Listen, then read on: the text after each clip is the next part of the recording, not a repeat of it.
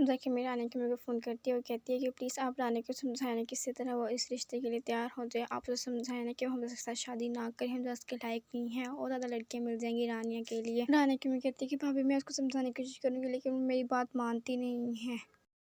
हमज़ा की अम्मी रानी की अम्मी कहती है कि आप रानी को समझाने की कोशिश करें ना, मैंने रानी के लिए बहुत अच्छा रिश्ता देखा है, अगर आप कहें तो मैं उसको आपके घर ले आऊँ।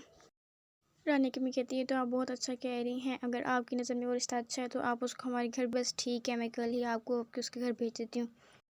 हमज़ा की अम्मी रानी को फ़ोन करती है और कहती है कि तुम क्यों मेरे बेटे के पीछे पड़ी हो, तुम्हें पता है ना कि हमज़ा तुम्हारे लायक नहीं है, तुम हमज़ा से दूर रहा करो। अगर हमज़ा की तुम्हारे साथ शादी होगी ना तो मैं बर्बाद हो जाऊँगी और मैं तुम्हारी शादी हमज़ा से बिल्कुल नहीं करवाना चाहती। मैं चाहती नहीं हूँ कि तुम्हारे साथ हमज़ा के साथ हो, तुम हमज़ा से दूर रहा करो और उससे अपने आप को दूर रहने की कोशिश करिया करो, ताकि वो तुम्हारे पास ना हो, इतना करीब ना हो और उस पर ये जुनून सर ना हो कि मैं तुमसे शादी करना चाहता हूँ, मैंने सिर्फ रानी से शादी करनी है, मुझे रानी चाहिए। अगर मेरे पास रानी नहीं होगी तो मैं मर जाऊँगी और रानी के बिना मैं कुछ नहीं कर सकता। ये बातें मुझे बहुत बुरी लगती हैं, मुझे कि ये ना कहा करें।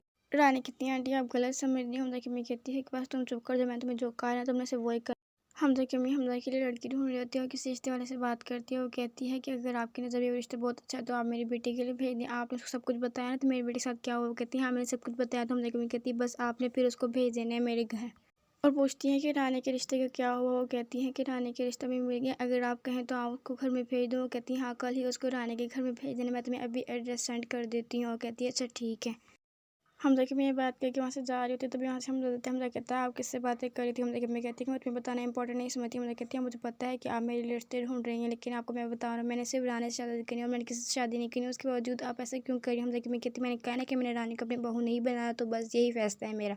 हमज़ा कहते हैं आप जो मर्ज़ी कर लिया, मैं आपकी एक बात नहीं मानूँगा, मैं किसी लड़के के साथ शादी नहीं करूँगा, मैंने शादी करनी है तो सिर्फ रानी के साथ। हमज़ा की मैं कहती है कि तूने रानी के साथ शादी करनी है तो आने से तुम मुझसे बात नहीं करनी। हमज़ा कहता है कि मैंने कहा मैंने रानी के साथ शादी करनी है। उसकी मम्मा कहती है इनफ हमज़ा, ये कह के वहाँ से चले जाते हैं। हमज़ा कहती है कि मम्मा को कैसे समझाऊँ, मैं क्या करूँ, मैं मम्मा तो मेरी बात समझने की कोशिश ही नहीं करती।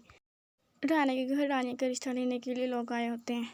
रानी की अम्मी हमज़ा की अम्मी के पास आती है और कहती है ये लोग कौन है? हमज़ा की अम्मी कहती है मैंने आपको कहा था ना कि मैंने रानी के लिए बहुत अच्छा रिश्ता ढूंढा, ये वही आई आपके घर। आगे पता नहीं कैसे अचानक आ गई। रानी की अम्मी कहती है आपने मुझे बताना तो था। हमज़ा की अम्मी कहती मुझे भी नहीं पता लगा, ये तो अचानक ही आ गई। अच्छा रानी की अम्मी कहती है अच्छा ठीक है मैं इसको देखती हूँ, आप अभी जाके रानी को कहेंगे तुम्हारी मम्मा उसको बुला रही है।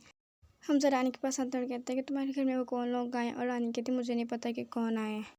हमज़ा रानी कहते हैं इतना मासूम मत बनो, तुम्हें पता है कि वो कौन आया और उसके साथ वो लड़का कौन है? रानी कहती मुझे तो नहीं पता, मम्मा ने मुझसे कल बात की थी तुम्हारे किसी लड़के का रिश्ता आया, बस शायद वही लोग आए हैं, मैं अभी देखती हूँ। उसके हमज़ा कहते हैं तुम्हें पता है ना मैं तुमसे कितनी मोहब्बत करता हूँ, उसके बावजूद भी किसी और के साथ शादी करना चाहती हूँ। और रानी कहती है हाँ मैं तुम्हारे साथ शादी बिल्कुल नहीं करना चाहती, मैं अपनी अम्मी की पसंद के लड़के के साथ शादी करूँगी अब।